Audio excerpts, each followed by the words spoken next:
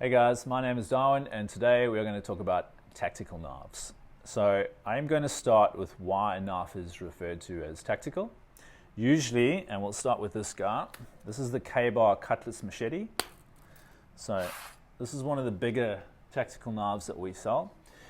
Usually a knife is tactical because the blade has been blacked out. So either colored or coated with some sort of black or grey coating. It also helps protect the blade, especially the high carbon ones, from rusting. So this particular one is usually used for brush cutting. Good weight to it. This blade should be used with your forefinger and your thumb held in that position there, and you're letting the blade do the work essentially. You're just letting it go down. See how the blade just falls into my hand. Right, that's the Kbar Cutlass Machete. All right, next we are going to go to the BK2, a nice, thick, chunky knife, good for batoning, which I'll get to later, but can also be used as a camp knife. So if you really want to get through that onion, you can use this guy and just go straight through. It's got good weight to it. But also remember that the weight can be a con as well, because the knife is less easy to handle if it's heavier. That's the BK2 from Kbar. Next we're going to talk about the Mach 1. So this is a knife commonly used by the US Navy. Leather handle, got a pommel at the back. Now the pommel is usually used for hammering. Not specifically nails, but if you want to make something go into something else, hold the knife like that and then use the pommel in the back. This knife is a nice medium-sized knife.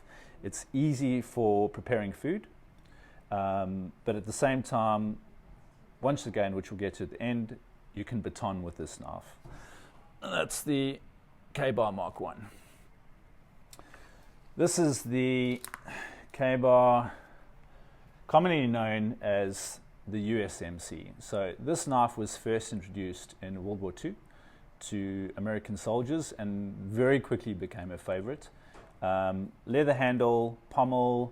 This one's got a guard because it's used as a fighting knife, and usually as a fighting knife, if you're penetrating something, you want to keep your hand from moving forward and onto the blade.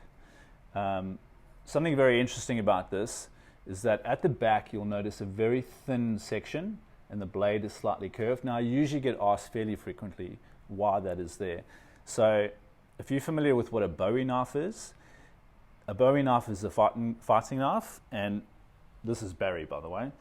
Once you go past someone's body and you want to come back and still cut them, you flick the blade back like that, and the point, moving at very high speed, comes through their skin.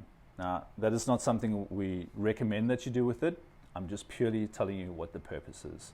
This particular one has a serrated edge. That is good and useful for cutting rope, for instance. But it does limit the amount of blade that you actually have to do food prep, for instance. That is the commonly known as the USMC.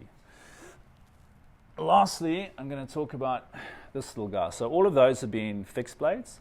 This is a little folding knife. So grey on the blade. This little guy, we move the liner across, fold them up, and then to open, finger on the back, and there the blade comes out easily with one hand. Now this can be reversed and put in the forehand very easily.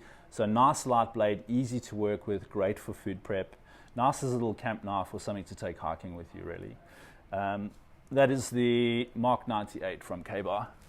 Now, lastly, I'm going to tell you what batoning is. So if you're in the wilderness and you have to make a fire, either for emergency use or something like that, here is a piece of wood and we've got a knife, right? So how do I make firewood out of this piece of wood? If I sit here and chop this thing, I'm going to be here all day and not get very far. So batoning is when we take a blade, we put the back of the blade, yeah, I'll show you like that on the piece of wood. We take another object, usually another piece of wood, but for today I'm just going to use this box, for instance. We hit the front of the blade, and what you'll find is that it's going to go through the wood just like that, and then you've got a slice cutting with the grain to make for firewood. Do that multiple times, and then you can also whittle, and then that's how you make a fire, essentially. So that is some of our tactical knives from the Kbar range. My name's Darwin. I hope that's been helpful.